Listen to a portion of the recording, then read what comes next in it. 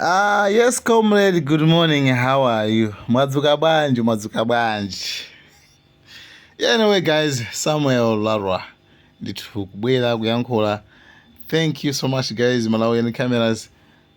Yes, comrades, how are you? Good evening. Mazura bwino mwa usiku wa bwino muli bwanji nonse kumene muli. Ine ndili bwino. Comrades, I know so many people makamu kundifunsa ku inbox. God, where are you, Mr. Luara? No, comrades, comrade Luara just okay, fine and good. Very, very fine. Ndili bwino kwambiri kongoti mukuziwa nali ku Blantyre. As I'm talking, I've just arrived back in Mzimba. Zikomo kwambiri amene tinakumana kumaliro kuchitawira kwa bambo anga ang'ono, my uncle, amene tayika pachitawira pa cement ya pachitawirapo.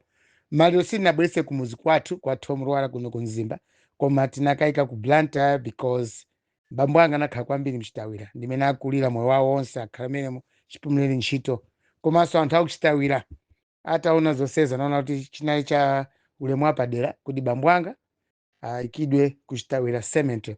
Thank you very much kwa anthu amene tinakumana komanso nthokoze kwambiri anthu aku Blantyre omwe tinakumana pakameza roundabout nthawi imene achakwera akuchoka ku airport ku Malowan town. Anthu ena munachita recognize. I was really humbled, the people of Kameza, people of Chileka. Mutandiona mmodzi atandiona kuti ndili mgalimoto, he had to tell his friends kubwera kuzanipanga chiye ndikundipepesa maliro. This is what we did in Malawi. Mwandipasa chithunzi chabwino kwambiri ku southern region, even kumaliro kumene ku St. Columba ku church, it was just good, everything was just okay.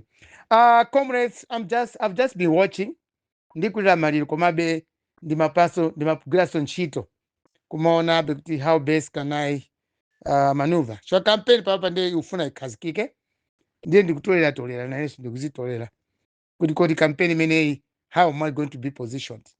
Ndiyambira pati because zambiri zimene ndakuwuza kuti achakwera azipanga di campaign oka ndi zimene mkuona apa izi. MCP suti campaign tivutikanso kwacho sachakwera ayi. This is the time pakhale magulu angapo. Magulu ena azikonzekera kulowa mboma. This other team azikonzekera kulowa mboma. Ena anukonzekerani kuzamvotera munthu wanuyo amene mukufuna tinakuwuzani kale munthu ovotera Lidaso Kabambe. Nothing, there's nobody amene mungamvotere kuti angazapange zinthu m'Malawi muno zabwino apart from Dr. Kabambe. Kabambe is the rightful candidate. Mungayankhule chotani awawo ena azimenyana okhaokha. MCP ife tibe nayo chifukwa usogolo vuto liko MCP ndi msogoleri basi. MCP akulephera kutipasa msogoleri wabwino. That's the only problem with MCP. But as members of MCP, we don't have problems with MCP. Just like DPP. DPP chimene chikuwavuta nthawi yonse chimene chikuwasokoneza sakuziwa kuti chikuwasokoneza ni msogoleri wa chipanicho basi. If DPP removed Peter Mutharika kuti apume, MCP ku convention akasankha munthu wina apart from Chakwera, everything was just going to be okay. Sibwezi tipitanso kwina umakapanga campaign for other leaders. Ayi. Koma DPP ndi MCP leadership imene avuta. Inde akuza kukamba zabwino zambiri koma leadership ndi anthu owazungulira. Like ku DPP akapitiza kupanga campaign akulu ena ake ku DPP ukoko ndiye kuti sazaona vote iti. There's another one position ya ku DPP uko muione bwino mpando wina wa uli ku DPP ukoko amene mukamusogoza pasogolo kumapanga campaign yanu kumazuzula MCP iniyo msizimuzaona vote ya DPP. That guy mukona ngati apanga bwino koma that guy is the campaign DPP. Ndiye tione peza munthu amene kuti kamucheze padundo mene you have to go back convention. Pamozi nacha achikulire IPM kuti mwachose you have to go back to convention. Kamunini drama koma DPP the way you are campaigning munthu wina amene mamusogoza akononga chipani. And I'm getting this direct from Lomwe Belt. Akusogoza chipani to munthu wina kumene koko. Chipani chikonongeka ichocho. That's why people are no longer willing to support anything to do with DPP. Leadership tinene ku leadership koko. Leadership ngati munthu amene samkhazika pasi ku DPP. Expect chaos. Nanso mzavutira ngati MCP. MCP is too late. Kula anthu ambiri ochenjera ku MCP tikuwaona kuli Vitumbiko Mumba akhangati akubweramo koma Vitumbiko Mumba wabwera chipani chitaula kale. So it will be very difficult for MCP leadership kuita mina even Mumbanga anga ise usinda zinthu apo ndi apo. I don't think MCP will change. Zona the whole cabinet, basi munthu wanzira ngokhala vitumiko Mumba yekha. It's quite unfortunate. So MCP, DPP, we don't have problems. Kuna kuma members, zingocheza inu tizingocheza. We don't have issues with the members of MCP and the DPP. The only challenge that we have, chesi kufuna Malawi, usogrowa APM usitu kufuna so Malawi kuno. Usogrowa Chagwera usitu kufuna Malawi. But these are two different things. And the way I'm saying here, Mutozi Wagoko Zikwa Tamalawi knows exactly what I mean. Malawi don't need Chakwera Ifeyo. Aye. Malawi does not need even APM. Kakemu kanene mungampange back here, the age limit is here. The man is incapable. Full stop. Then kata DPP mwangokonda munthu hotere ndio tisimukonda zikula na Malawi. Tente apase mwai apita mtaika. Akhale pansipo. Anyamata titamange. We need an economist this time. And the economist is the Sukabambi. Nobody else. So, comrades, thank you very much. Kekena kumalira kublanta. Komanso naima so bancheo. Komanso ntabwera kunzimba kuno. Naima kukonstituency aperekezi wodi. Kumene koso ndafufuza. People are complaining about the same thing. Leadership MCP sakuifunanso anthu. Ndenga tuli leader ku MCP ko sakufunani anthu pa ground. September idimezi zipa nopa. Aliyesa ndi udindo ku MCP sakufunidwa. Kwa members MCP ndazinzatu. Chifukwa akuza kuti thandiza ife kuvotera msogolero wabwino yemwe akuza zosina zinthu Malawi muno. And this is the time for people of MCP to understand why we hate their leadership of the party as well as the even any animal udindo ku MCP. Just like APM. Go to DPP. Takani pasa DPP muone. Chifukwa ya ndikudana nanu. Ndi anthu awiri atatu awina kulonga chipani chote. Akusoka chipani cha DPP. And kungoza panopa kangoti aluza amene wo panopa. Even if DPP can remove these people closer to the president, things maybe will change. Koma pa leadership ipaneti nagufa. Munagufa DPP. You endorse the person yemwe atambiri sili kumfuna APM. Let me come to this other issue. Is domati mwapesa matala kusikuje ku parliament MCP. Nde umbuli mwete manena uja kuti chipanja MCP kuli mbuli. Maka zathu achichewa ine. Umbuli wanu. We sorry to say this because pena pake mumapanga zizonyanya kwambiri anthu ku Central Region. Mumapanga zizobowa kwambiri ngati mene mapangira DPP nthawi imene lomwe belt itavuta. You don't have to use tribes or tribal politics. Aye. Ku capital city koko si capital city anthu achewa kapena MCP oka. That's our capital city. Ndalama zathu za misonko ziwezi kupanga town yo kumakongola. Ndega ndiyo makhamu town mkola ngati nochangamuka. Ife tumakhala kopanda matauni nanji kunzimba kuno kumamizi kunzimba kuno kukaya kunoko. Don't think that ife kamakhala kukaya kuno ndife anthu opanda nzeru. Tindi nzeru. Therefore, ngati mupanga chipongwe ku Central Region kumati panga chipongwe ku capital city kwathu siku inati zakubwezerani papakulu. Mwina simuzaona kuti mwabwezeredwa muzakhala mwina kulibe mtathawa ziko muno kapena kupita kumwamba. Because it's not good. Members of parliament akamapita ku Central Region ndetu anyamuka ndi ulemu wawo tapasa ulemu. When they go to parliament, when our members of parliament mukama apwisa matala kapena mapanga chipongwe, we don't like that.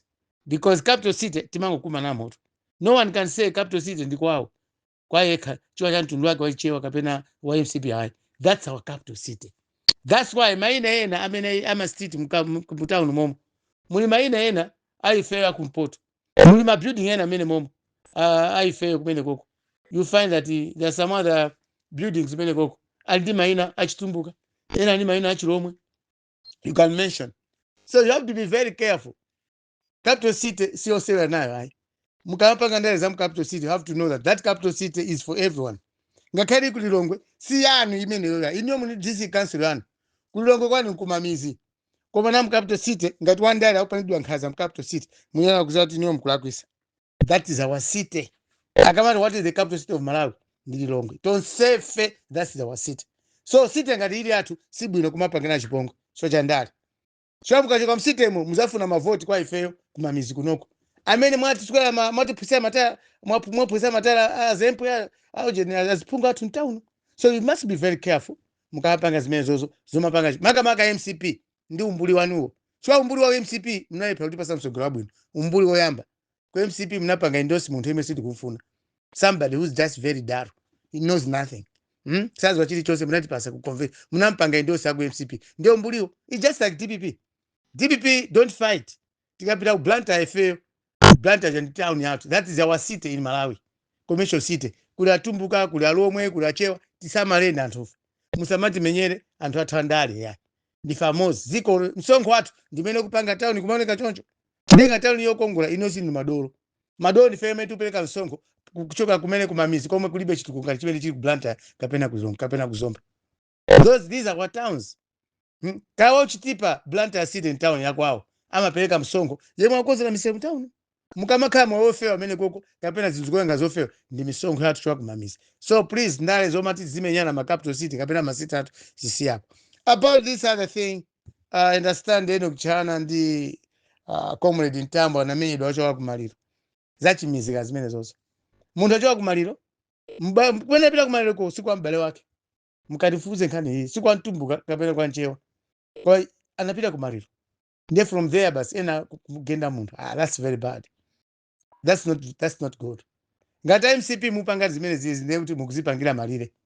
because simazi wanthu angati amene amasatira Chihana kapena Chihana kapena Timothy Mtambo so you don't have the mandate or kugenda munthu makamaka kamachoka kumaliro you don't fight anthu ochoka kumaliro munthu ochoka kumaliro watopa akulira ndi chisoni basi ne kumugendera galimoto that's not fair and that's not civilization that is the typical primitivity imene mwapanga apo you don't have to do that mwapanga ulika imachewa azathu ku Central Region no come upwesa matao parliament no come umeya so president wa Ford Central Region wake up zachimizai nthawi njo panga zinthu zigwirizana let's be united mukaona ene kuchihana mtenga ti Malawi mukamona Ntambo mtenga ti Malawi yeah about this the other thing about my demonstrations waona people demonstrating in Malawi and we were so happy that people are there expressing their views only that my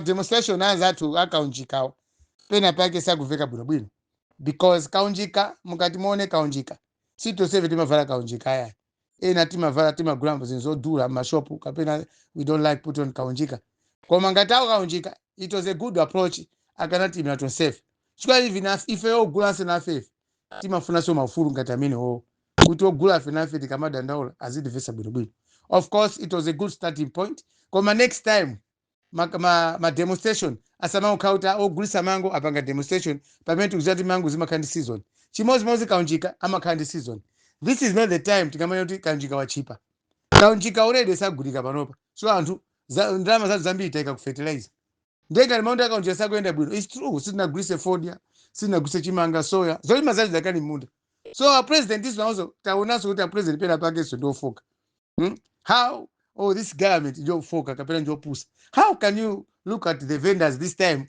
kwaika on top of the agenda sitinakolole chimangatu sitinapange fodya sitinagulise zimene zimene zikanapangika afterwards titakolwa zakudya zonse koma basi mangoyamba kuti anthu azibisa ma research awo kumai Malawi kaunjika chikanakhachi chosizira kwambiri osati mpaka boma kuti ayi kumakamba za forex kumamba kulwa za kuchipinda kumene kuli forex apopo boma ndi akaunjika sit down properly the priority you did panga demonstrate is not good katundu wakwera mtengo kuli konse zakwera even if popita kunsika kukagula kaunjika zinthu zataniso zakwera so it's not only one person kapena gula kaunjika lokha so kuti kumina kuli mabouncer kapena kuli anthu ambiri ndiye tinene kuti ayi zinali bwino to me zama kaunjikazo tenseka yuko tikanaka mwina zinthu zoti in general anyway chwali yesa maphunzira mwina kaunjika nawso amangoyerekeza ku demonstration makhala bwanji but otherwise the priority this time Malawians is not kaunjika no kaunjika amabwera tikagusa zinthu zathu panopa azisunga ndalamazo so taundaunga ndalama kugula zinthu tikagusa zinthu zija tikapita kukaunjika sobano ndiye zikachipa kwa panopa chilichonse ku Malawi chichipe about this other thing program ya chakwera kuti facing the youth kachachana za usiru ba mena yankhula ujeni na madingo ndi seunda I think maona kale the level of thinking ya chakwera zeru tuzikhanga zapelera kuti bale pacha so mafusa ya mataja mena mamunikira chakwera you can see the youth are not ready for him achakwera program ya mayuyo kumani mayusi akanango isiya bzota ya luka ruboba pele pachara ya luka those guys had a lot of facts facts ambiri akambapo ndito uti akayakwera nthawi yawo inadusa kalekale zimene zozo akanapanga kalekale ata mkhala muboma maybe for 2 years akanapanga zimene zozo za mayusi but today it's too late kuti azikumandana nani nakale bweta osama kumanda akuluakulu anzawo, but all the people misinterpreted what I meant. This is the time whereby Chakwera zikumanda akuluakulu, the influential people. I meant kuna kuti kutithandiza. People masters of economics. Not kumandi wina aliyense yayi. Anawo azingokuja lusana. Komaso zikungotaisa nthawi because I don't know how sure Chakwera is kuti azabe nazisankho. Because he is not a performer. Ndewo abwere kwanako anawo abwerese kumzuzu kuna zapanga chimozimozi. Ayaluka by the end of the day. Yeah, so about this other thing, zokuza kwati kuno kumzimba kazama fumu chani. Kanzi menzezo tinazikakai pambali because the program is there. Nkani yogawa mzimba tikushita work day and night, we are working on it. Tizakuza and how best are we going to do? Of course, so many people have joined kuti mzimba tigawadi mzimba without failing. Paibanga tulese achua mzimba kundu kumalawe. Siri kapena ndi kwa muntu moze yai. This is our district and this is our country. We are under the same Republic Constitution. Then nkani yogawa mzimba ilipobe. Sitisi yai. Because we see umphawi kumzimba ndo ambiri kwa basi. Nde ngati umphawi wambiri pali njira zosiyana zotesera umphawi. Njira ina ngati umphawi upitire timagawa zinthu. Olo nyumba anakamba kukhanga ndi mbiri nyumba mja aliyeso anaokwatira zisuku makhala pamodzi mu nyumba mja makhala umphawi. Komanso leadership si maoneka bwinobwino. Sio makhala mphongo zambiri kapena azimayi ambiri. Therefore, the spirit of Mzimba district is still there. I'm still working on it, whether I like it or not. And I'm happy that so many people have joined my campaign to say divide Mzimba. Comrade, I will talk to you in the morning tomorrow. For now, good night.